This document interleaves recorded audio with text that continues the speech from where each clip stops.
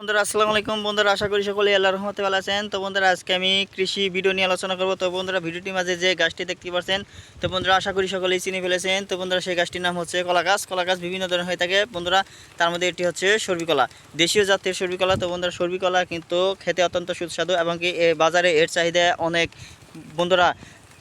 সকল ধরনের মানুষ কিন্তু এই সর্বিকলা খেয়ে থাকে। তো বন্ধুরা এই সর্বিকলা চাষ করবেন কীভাবে? তো বন্ধুরা এই সর্বিকলা চাষ করা হয় বন্ধুরা, আপনারা যেখানেই খুশি সেখানেই চাষাবাদ করতে পারবেন। বাড়ির আশেপাশে কিংবা বন্ধুরা পুকুরের আশেপাশে কিংবা বন্ধুরা প্রতির জমিতেও আপনারা এই এই সর্বিকলা চাষাবাদ করতে পারেন। শুধু তাই নয় বন্ধুরা, এই পাহাড়ি অঞ্চলে কিন্তু বন্ধুরা অনেক মানুষ রয়েছে এই কলার চারা কিন্তু বন্ধুরা চাষাবাদ করে থাকে। বন্ধুরা পাহাড়ি অঞ্চলে বেশিরভাগ চাষাবাদ করলে বন্ধুরা ভালো ফলন হওয়া যায়। তো বন্ধুরা এই যে কলা গাছের চারাগুলো দেখতে পাচ্ছেন, মূলত এই আরও ছোটো ছোটো কলা গাছের চারা মূলত আপনাকে চাষাবাদ করতে হবে। তারপর বন্ধুরা এগুলো ধীরে ধীরে আস্তে আস্তে বড় হতে থাকে। তো বন্ধুরা এই কলা চারা গাছের চারা কিভাবে চাষাবাদ করার পূর্বে বন্ধুরা কি সার দেবেন?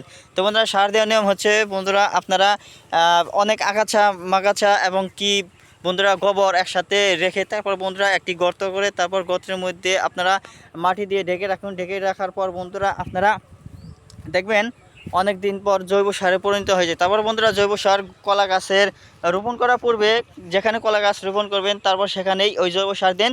তারপর বন্ধুরা কলা গাছ চাষাবাদ করুন, দেখবেন ইনশাল্লাহ বন্ধুরা কয়েকদিনের মধ্যে কলা গাছ দেখবেন দ্রুত গতিতে বেড়ে উঠছে। তো বন্ধুরা তারপর দেখবেন আস্তে আস্তে কলা আসা শুরু করবে। তো বন্ধুরা এরকম কলা আসবে। তারপর বন্ধুরা এরকম বড় বড় কলা হলে তো বন্ধুরা এই কলাগুলো কীভাবে পাকাবেন? এই কলাগুলো বন্ধুরা আপনারা তুষ বা যে কোনো জিনিসের মধ্যে রেখে তারপর বন্ধুরা রেখে দিলেই আস্তে আস্তে এই কলাগুলো পেকে যাবে। ধন্যবাদ আপনাদেরকে।